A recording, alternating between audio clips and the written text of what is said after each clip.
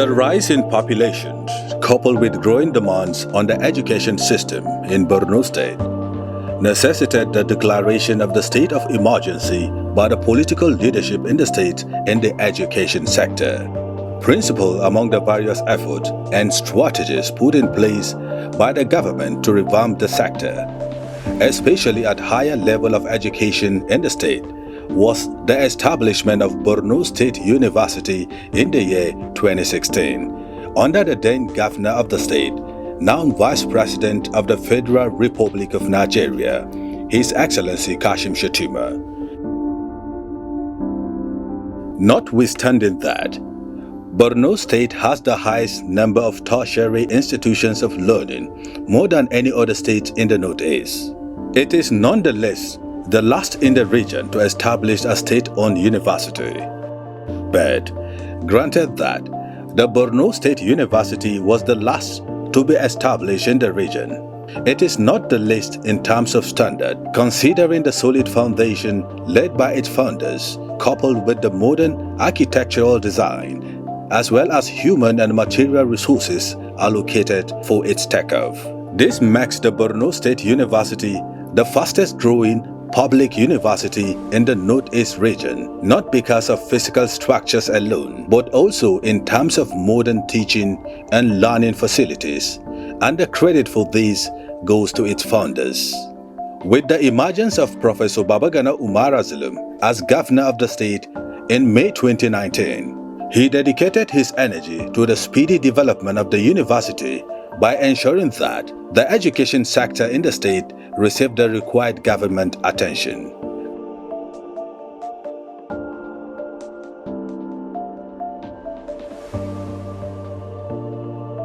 Accordingly, the quantum of support the management team of the university received from Governor Zulum since he assumed office is clear indication of his administration determination to revive and reposition the entire education sector in the state, which had suffered serious setbacks as a result of the over-decade-long insurgency.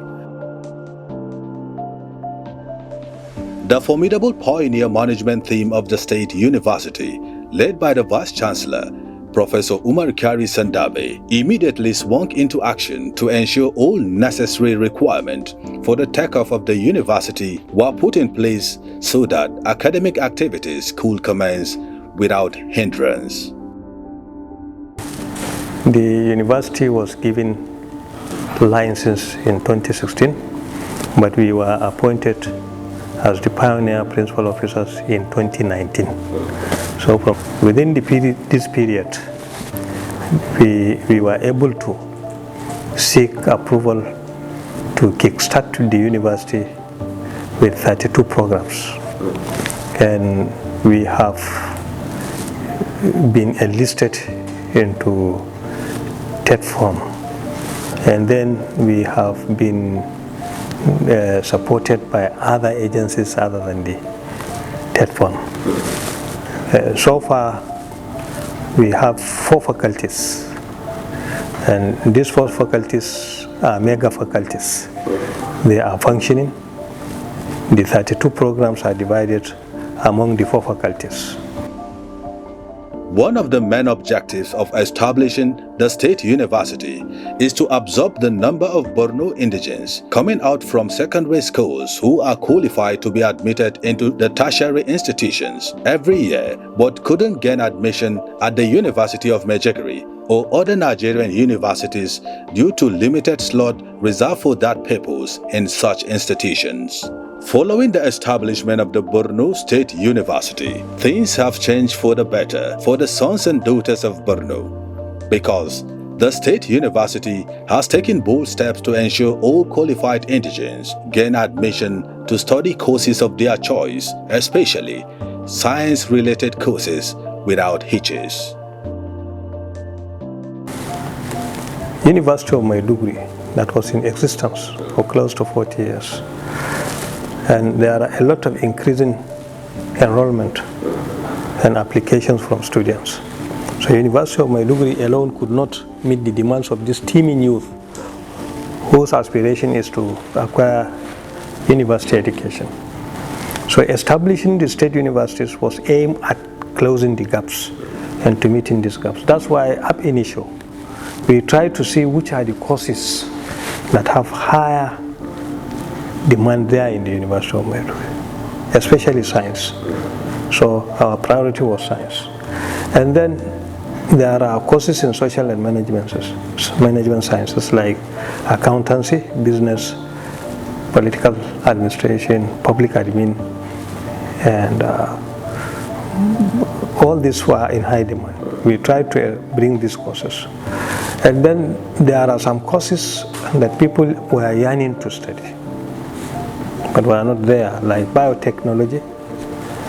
And then a lot of people apply for computer science, but yet could not get it there. So we introduced computer science. Now, since the inception, we have unbroken calendar, and now the impact had been felt. But yes, the university has started closing the gap. Some students, if not for this university, they couldn't have been in the university. Not because they are qualified, but because there is no space. These are qualified. In fact, JAM said about 50 to 60% of qualified Nigerian youth could not gain admission into Nigerian university system because of space, not because of qualification. So in this state also there are a lot of students that are qualified but could not get placement. But with the advent of Borno State University, it has given them opportunity now to get placement and to acquire university education. And we made it in such a way that it could compete with anywhere in the world.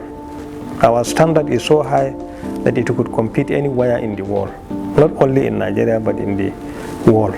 And we try to see that students are given comfortable and adequate attention in the school.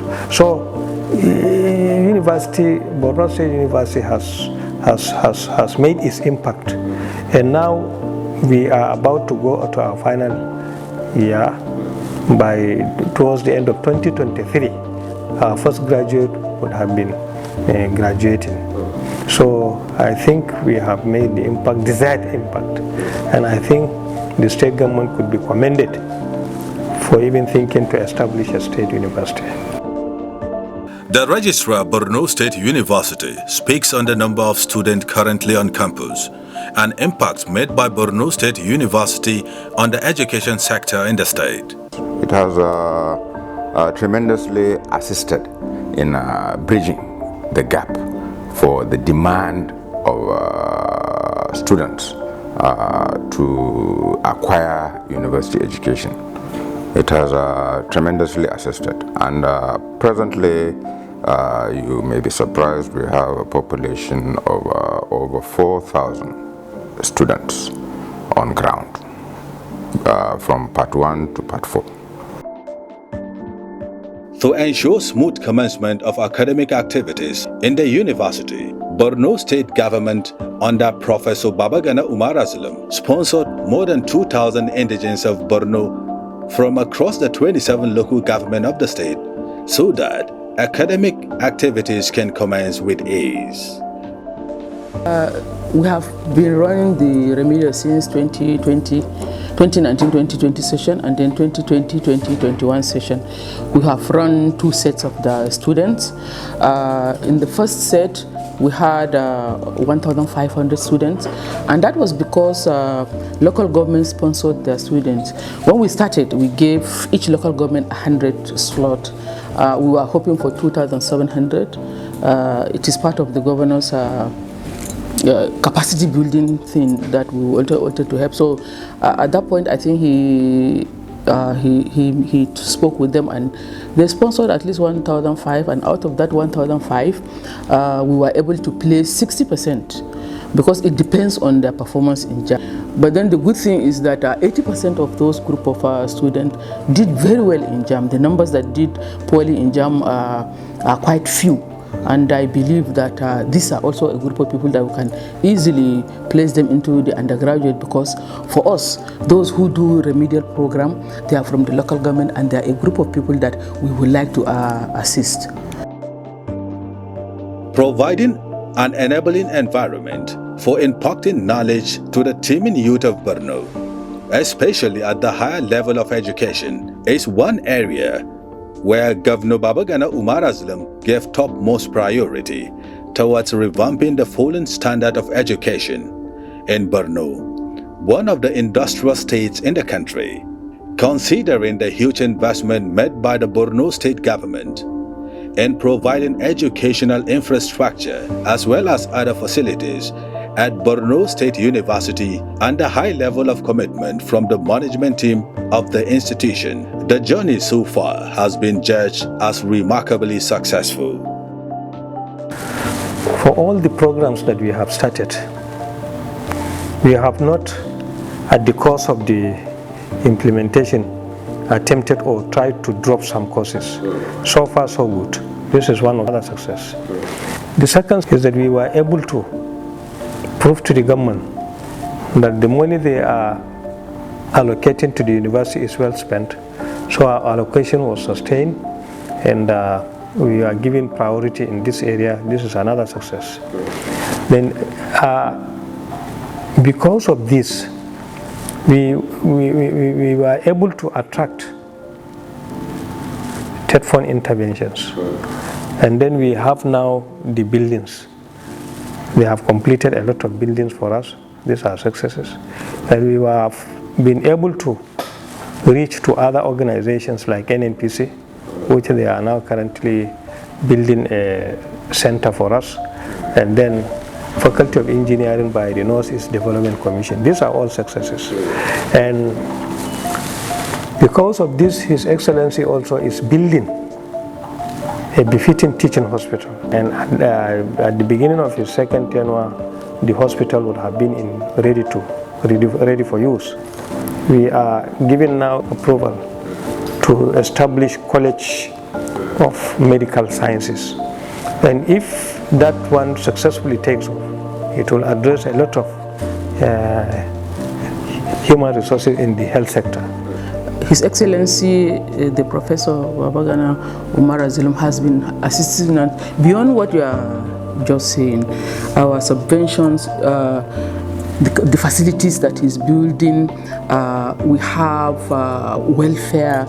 In fact, a good number of our staff have been staffed in the staff quarters. They are going for conferences and workshops, and honestly, I think he's doing better than even the federal government. If you are comparing his input to what we are doing and the input of the federal government, he doesn't fail in our subventions. And practically every month, if he comes into this school, he is looking at what is it we need. And that is why you've seen that in the next, within 2 years, you see how big the place is. When the ES of NUC came, he was highly impressed. He said that these are things you don't even see in federal schools. Our will, especially he was very impressed with our revitalization things. He said that we have the will to do the right thing, and the governor has the will to help. So even though we came from different places to set up this place, we are actually very happy about his input, and we are doing our best to make sure that the confidence he has reposed in us to place this place in a good place, we are doing our best. Well, the journey so far is fairly good because we had succeeded in running our programs for all the sessions since 2019. So in that respect, we can score ourselves as a success. Then in terms of regular meetings, especially on the approval of examinations, I chair the committee of the business committee of the Senate, and so far we have approved all the results for each semester as a prime due. And in the Senate also, all approved results from the Senate Business Committee will go to the Senate, and so far we have done it fairly successfully. And in terms of other commitments that will require my attention, especially now that we are preparing for accreditation, we have been up and doing. In spite of all the challenges that we face, we believe that we are comfortable. The Director of Academic Planning testified that the management of Borno State University worked round the clock to ensure all approved programs have passed NUC accreditation, in addition to securing approval additional 7 health sciences programs for the medical college. We actually have approval to run 32 programs, but 30 have effectively taken off, 2 are yet to, and the realization is that the 2 are better placed as programs at the postgraduate level. So in the accreditation that took place, where the NUC visited us to see the state of our facility, our preparedness, and the quality of our programs, we presented 32 programs for the 30 programs for accreditation, and all the 30 passed the accreditation test. 28 were full accreditation, which means there may be no any other visitation until after 5 years, and then 2 had interim. There could be visitation. It is accreditation, but then it will be revisited after 2 years. In line with the vision and mission of the university, where the university has always thought to be relevant to the immediate and also the larger environment. So we realized that one of the major areas of challenge is the shortage of health manpower. So we initially conceived the idea that, look, let us see how we can bring on board the MBBS program, to train and to bring out more medical doctors, for the state and also for the other parts of the country. Now, when we saw the need to introduce that, we went into consultation. We took a number of visitations to the NUC. We consulted widely with medical professionals, and so on. We realized that we can roll out, other programs of the health sciences with the existing facility, with the preparation for the MBBS program. And that was why we presented 7 other programs apart from the MBBS. Initially, I said we went for the MBBS. But when they came to visit us and saw our facility and also saw our level of commitment and seriousness, they realized that, we could also bring on board, or that we saw the green light. So we quickly put our application, our proposal, to really, apart from the MBBS, like I said, for us also to continue to be relevant to the needs of our community, where the health manpower need in every aspect of it, is a requirement in this our environment, especially given the experience of the recent past. And we realized that we could make our own contribution. We could support the process of development. We could support the process of reconstruction, by creating the avenue, creating additional space for people to be trained in the health sciences. So we made our additional application to increase to the MBBS request, and then we submitted the request, to roll out 6 additional programs. And lucky us, all the 7 programs, including the MBBS, were approved by the NUC. So we are good to go, and the approval is to take effect in the 2023-2024 academic session. The level of commitment and support enjoyed by the university from sundry federal establishments and other philanthropic individuals contributed significantly in securing timely accreditation for the programs of the university from National Universities Commission, NUC. When we came in, we found the place at least comfortable or suitable for the checkup of a university.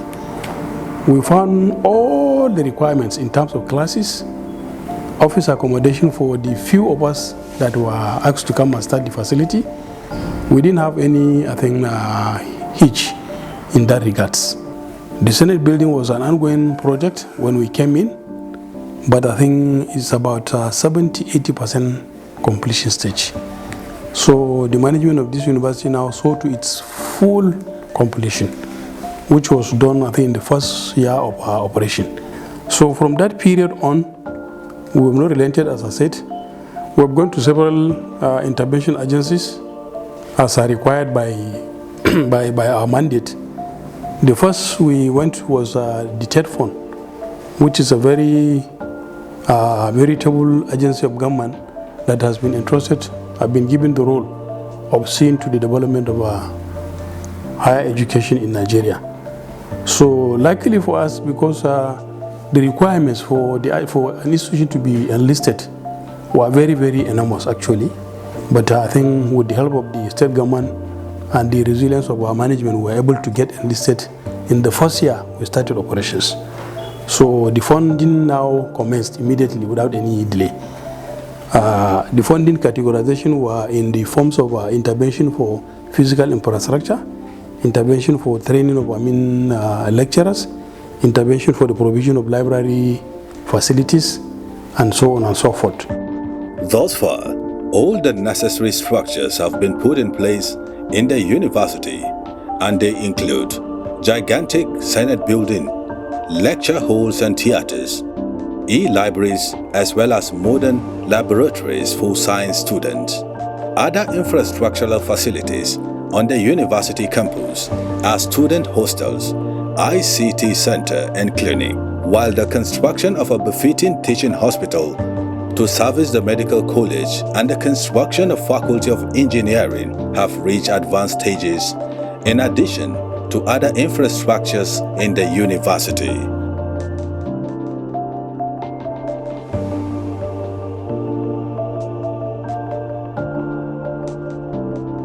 We got the first special intervention to the tune of about 3 billion naira, which was solely committed for the development of the College of Medical Science for the university. And the project is currently about 80% or 85% completed as it is now. We also had another funding from the Northeast Development Commission, NEDC, for the establishment of a complete faculty of engineering. What the faculty encompasses is we have 4 blocks, 3 blocks of the three categories of engineering. We have a block for mechanical engineering, we have a block for electrical engineering, and we have a whole block for civil engineering. Besides that, there's a general workshop for all the engineering field, which is going to house all the departments concerned. Then there's an auditorium, which also comes to serve the entire faculty. Then there's a faculty building, where the dean and other support staff for the faculty are also. So there are about 6 different projects. And that project comes to the tune of about 1.5 or thereabout billion naira. Besides the Faculty of Medical College, the medical college we mentioned, TED Fund has also provided some other facilities also. They have given us funding for the mechanical engineering workshop. They have given us funding for the entrepreneurship center, which has taken up about 2 years ago. Currently, all our students are being trained. This academic session, all the training for entrepreneurship were done here. But prior to this activity, our students used to go to the Muna entrepreneurship center that belongs to the state government to go and take their practical skill works there. But now they are back in this campus. That has now taken the burden of students transporting themselves to that place every now and then. So they've also provided us funding for a special, we've gotten another funding for special intervention. They call it SIP. That project also is to the tune of about 500 million naira. It's been committed for the building of a student's hostel. And that project has commenced. We've received part of the funding from TED Fund. It's currently in our accounts. We have mobilized the contractor and he's already on site.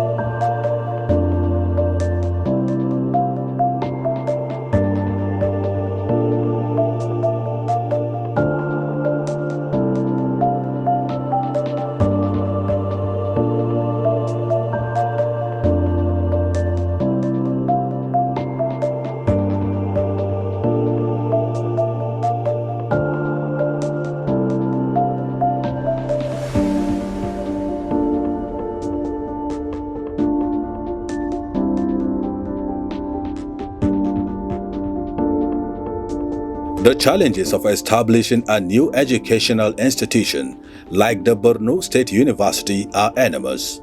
But with tremendous effort of the management team headed by Professor Umar Kyari Sandabe, coupled with the massive support from Borno State government and other organizations, the university was able to overcome such challenges. The challenges associated with establishing a new place are enormous, but few of them initially we encountered about getting qualified, established staff to kickstart the university. Remember, I told you we have 32 programs, and these 32 programs should be started by accomplished scholars, academics. And for us to get those people on board was one of the main challenges we had. But thank God we were able to go to University of Maiduguri and to other universities to source for this human resource. Secondly, the second challenge is to maintain security. You know, these days schools are the first targets of criminality. So we were able to garner support from the government and establish a robust security system to overcome this challenge. The other challenges are mostly, about maintaining students on campus and transporting them in and out of the campus. So these are some of the major challenges, but thank God we have overcome them. And another challenge would have been funding, but for the efforts of the government, and especially under the leadership of the present Governor, Professor Babagana Umar Zulum, MNI, FNSE, he was able to give a very good grant, monthly grant to the university that sustained the university in a comfortable state. Alhaji Mamadou Indume, a business mogul, pro-chancellor and chairman governing board of the Borno State University, commended the Borno State Governor, Professor Babagana Umar Zulum, the management team and staff for their untiring efforts towards providing sound knowledge to the upcoming generations. Far so good. If you see the board that I am leading, most of them are professors. So I'm happy to have people surrounding me with good quality education, and they are all serious to support the university. And we're working together, and it is establishment that you cannot do it alone. You do your term because there is time for you. So I'm sure this university,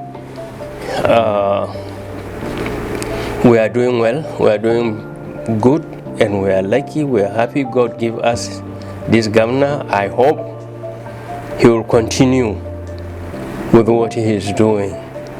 This is a state, whenever you come in, you will see project going on. With the little money he is getting, he's managing the state very well. So you go to so many, I've been to so many states, nothing is happening, nothing. But in Borno State, mashallah. So it is a governor that he's not a sleeping governor. He works almost around the clock. Mass communication is one of the 32 programs so far started at the university, and its head of department, Dr. Nasser Abba Aji, sheds more light on the journey so far.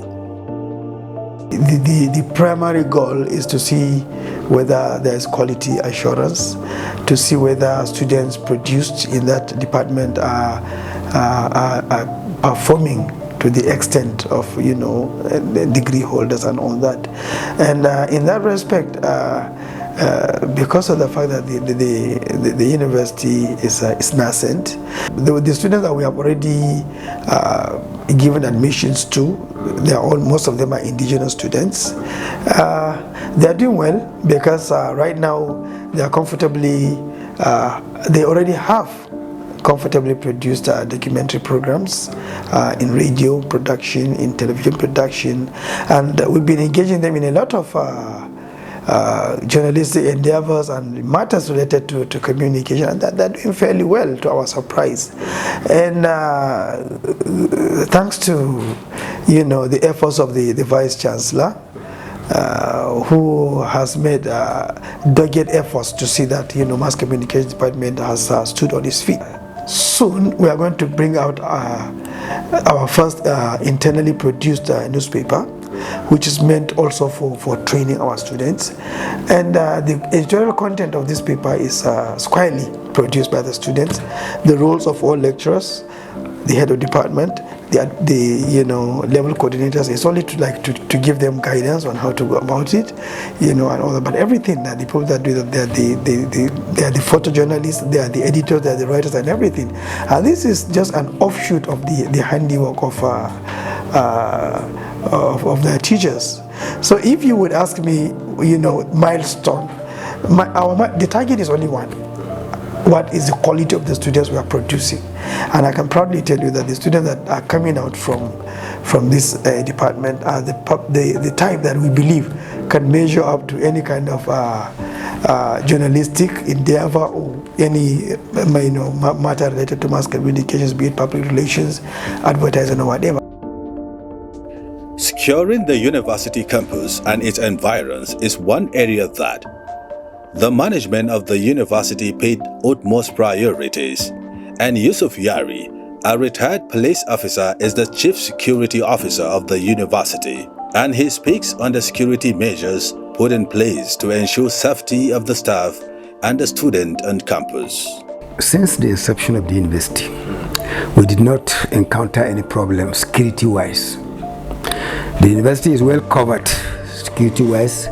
We have this army, I cannot say army only, combining the task force of army, air force, police, immigration, custom,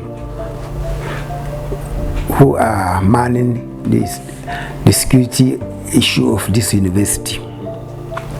Back behind the fence here, we have 3 observation posts, which we will call in the military slang, we call it tango.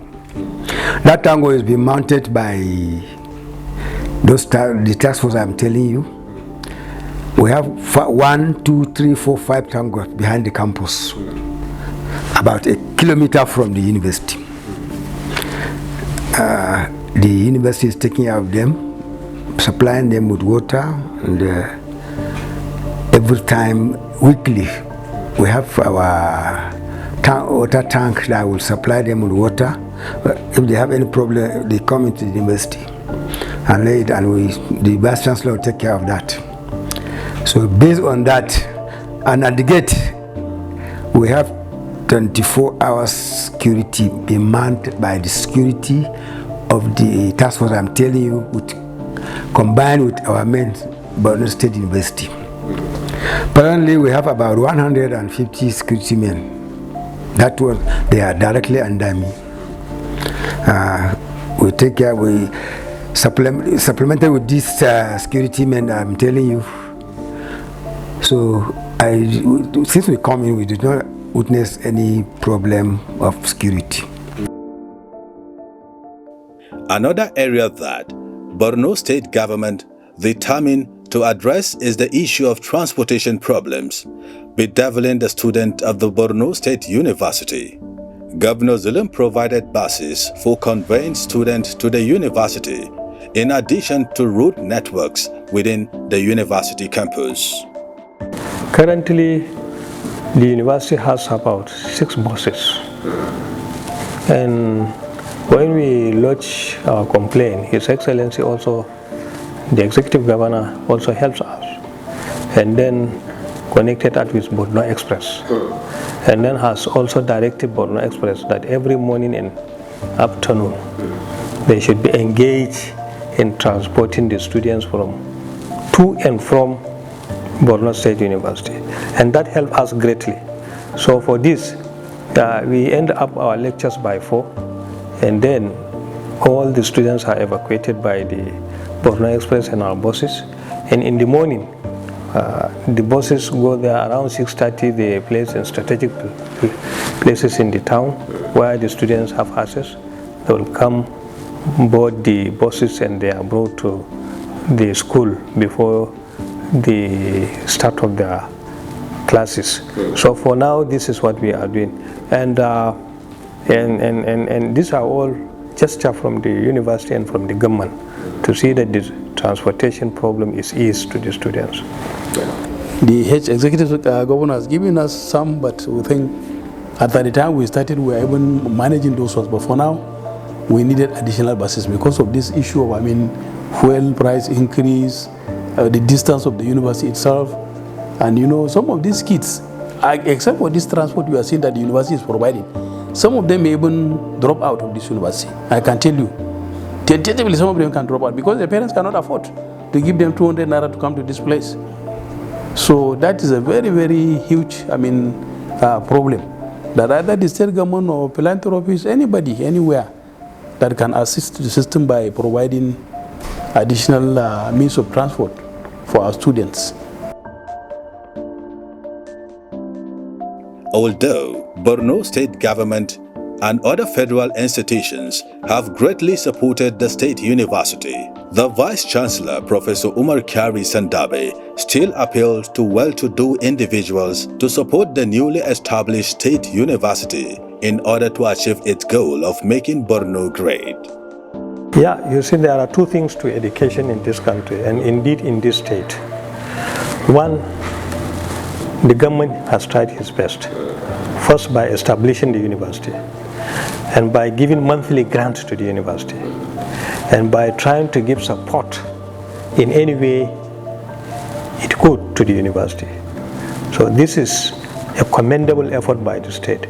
So the state has played its role in trying to see that education has take the rightful place. This is one. And we are appreciative for this to His Excellency. Secondly, you see, you cannot just leave everything to the government alone. The university also is trying to reach to other organizations to get the support of those organizations, especially the federal agencies. And we are very grateful. So far, there are a lot of federal agencies that have intervened, like the TETFON, like the NNPC, like the NEDC.